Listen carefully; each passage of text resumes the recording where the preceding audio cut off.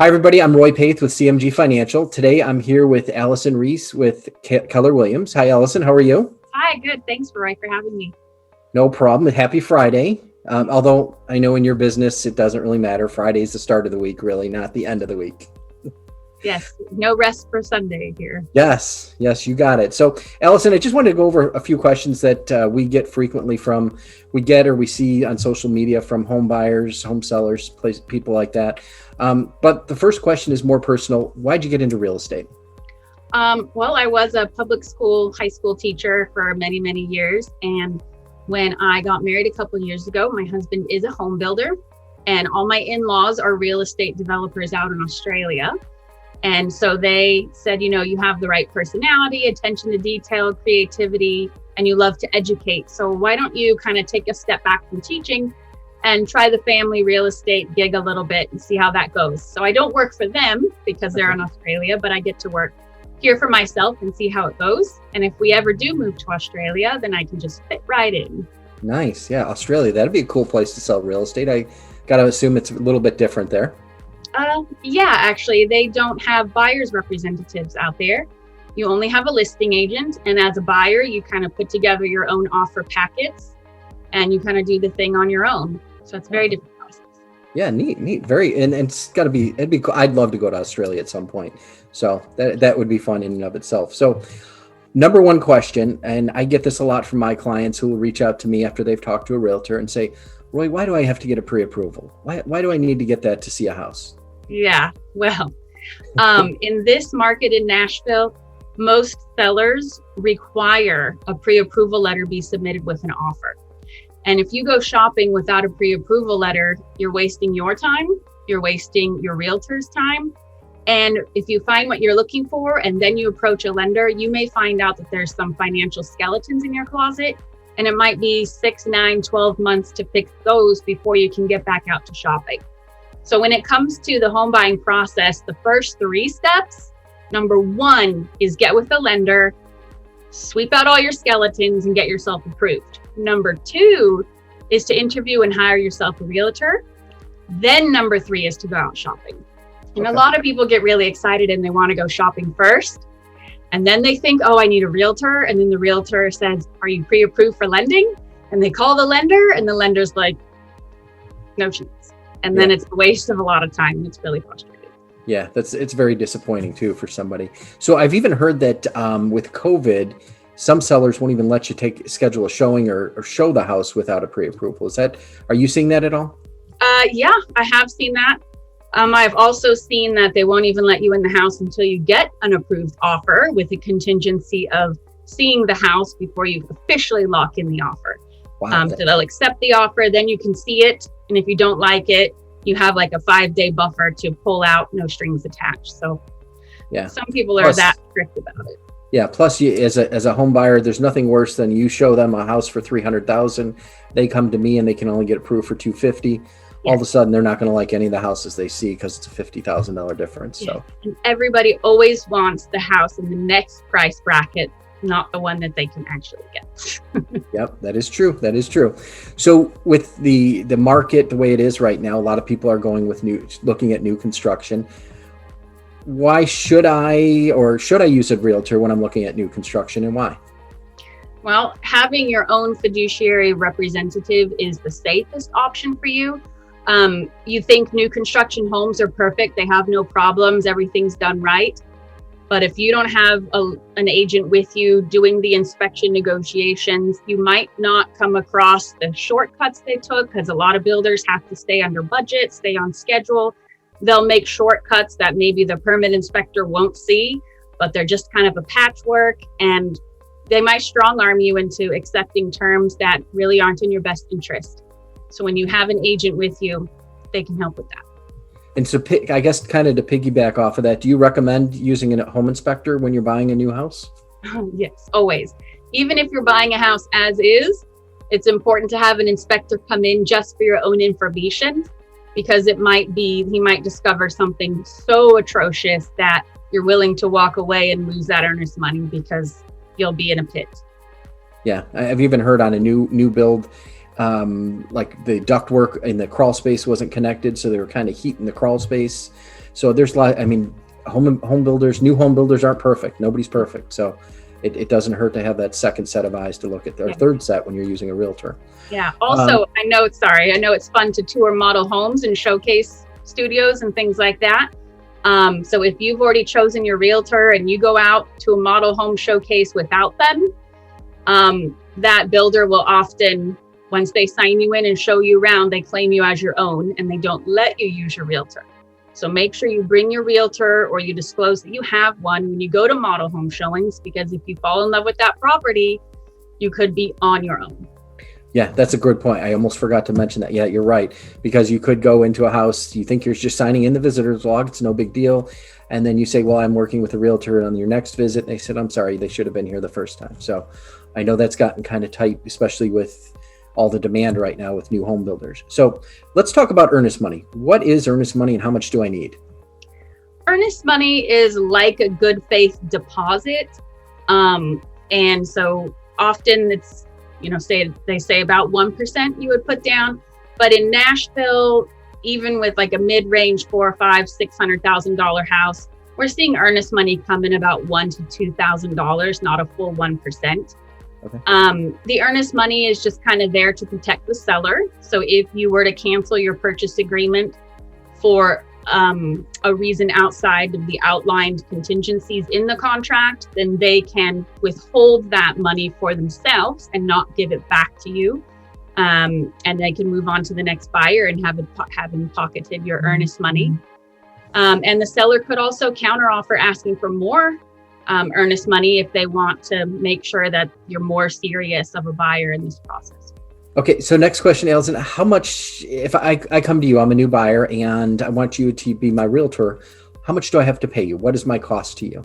Okay, well, unless you're buying an off-market property or a for sale by owner who's refusing to pay the realtor commission, then the commission will need to come from you.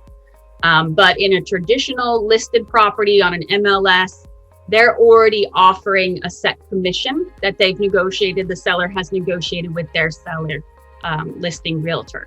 Okay. And that listing realtor will offer a portion of it, often half, to the buyer's agent. So okay. The seller is paying both of the realtors out of the proceeds from the home.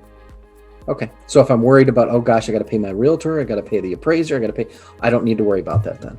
Yeah, unless you decide to buy a home that doesn't have the commission rate that you and your realtor agreed to, okay. Then you will have to make up the difference or have a good conversation with your realtor about what to do in that situation.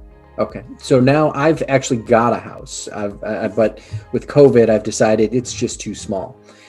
And so I need to sell this house and I need to buy a new house. Can I do both of those at the same time, or how does that work?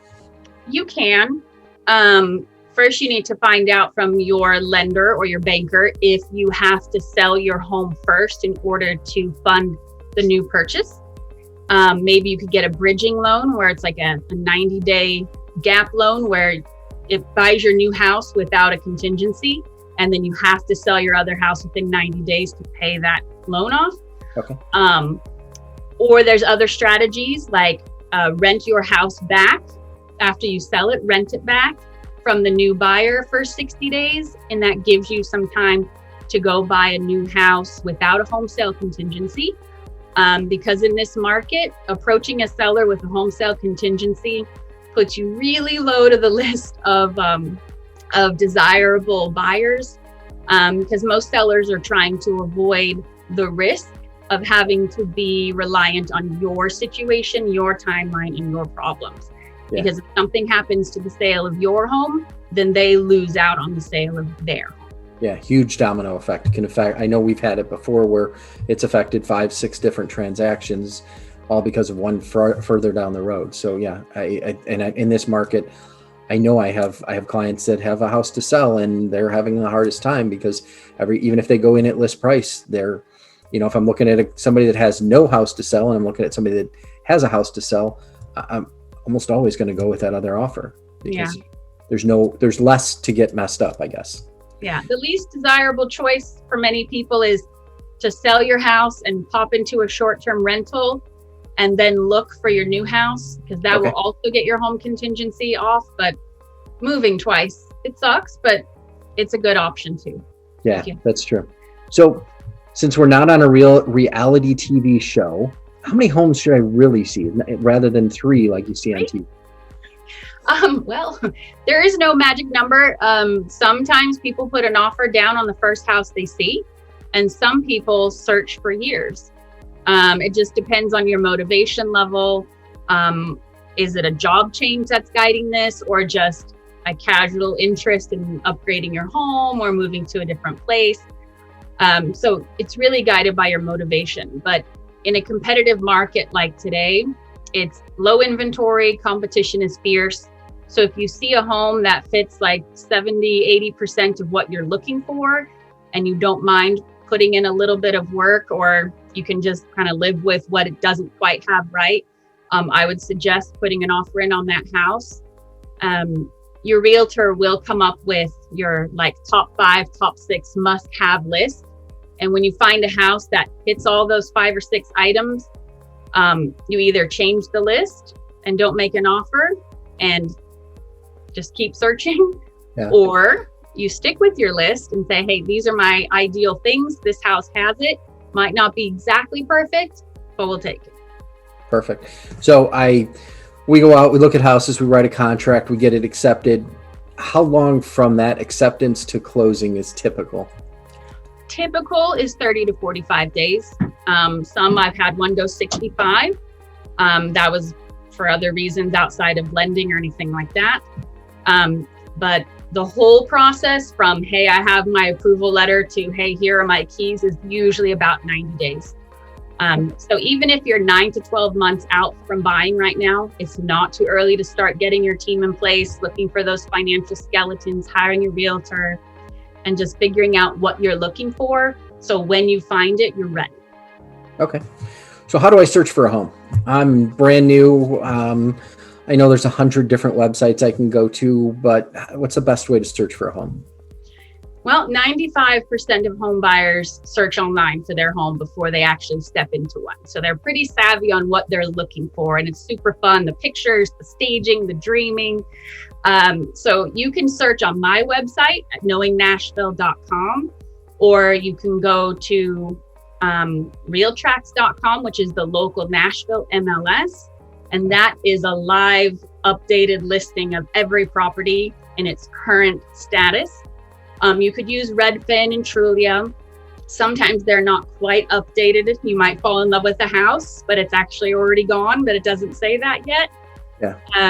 And also I can set you up with a live list pack link, which is an evergreen link. Evergreen means it updates itself daily. You don't need a new link. You can make updates to your specificities and it will add those in.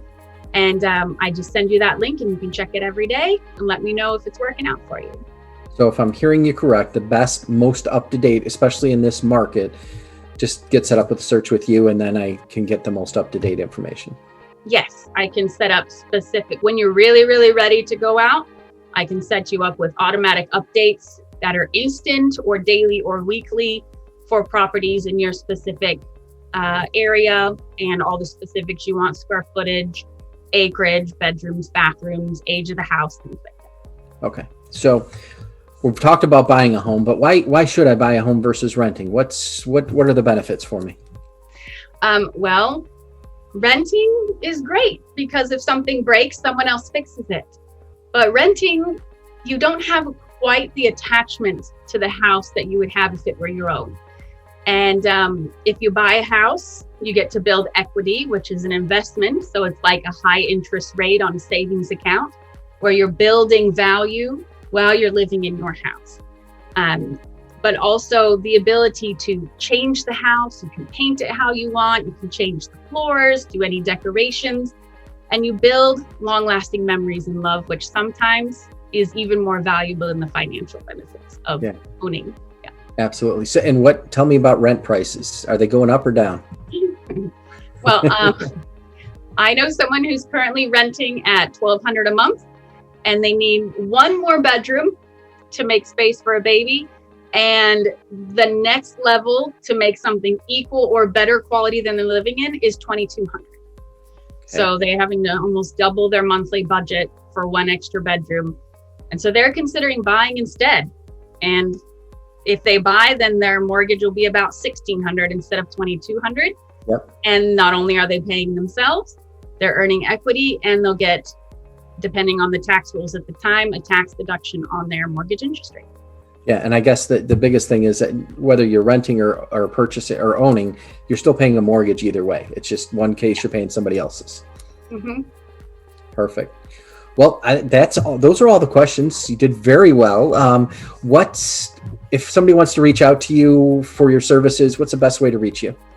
I'm on Instagram at Knowing Nashville. I'm on Facebook at Knowing Nashville. You can find my website at knowingnashville.com. Or you can email me at allison@knowingnashville.com. That's pretty easy. I think I can figure that out. I am streamlined in my branding. Very good. Very good. Well, I appreciate your time. It was a pleasure today. Hopefully we'll have some people will reach out to you to use your expertise to purchase a home. I know the market right now is just crazy, just from my clients that have been out there trying to buy. So you really need an expert realtor like yourself to help guide you through the process to get you into a house with all the competition. It's not very easy for buyers right now. Yeah. All right. Thanks a lot.